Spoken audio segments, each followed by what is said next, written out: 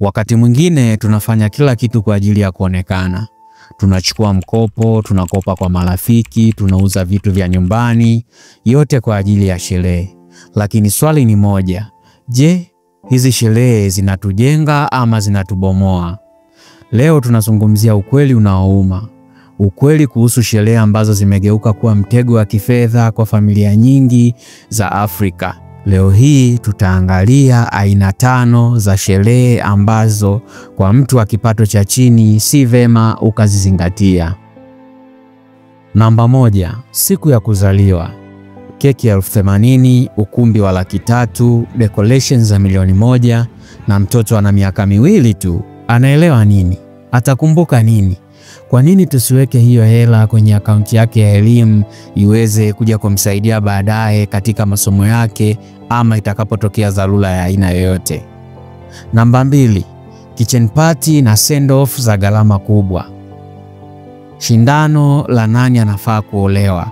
Sherehe hizi zimegeuka kuwa uwanja wa mashindano.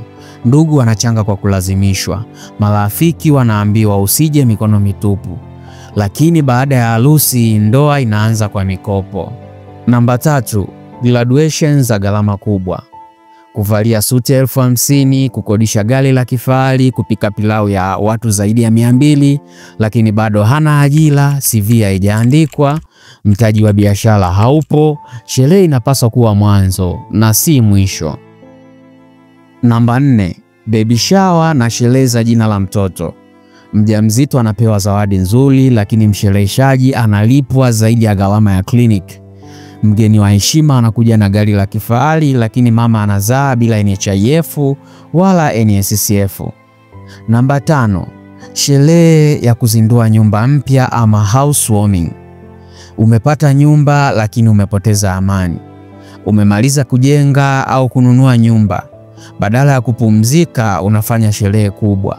Kisha wiki 2 mbele baadaye hakuna hela ya kulipia maji, umeme wala kununua furniture. Hatutaki kusema usisherehekee. La hasha.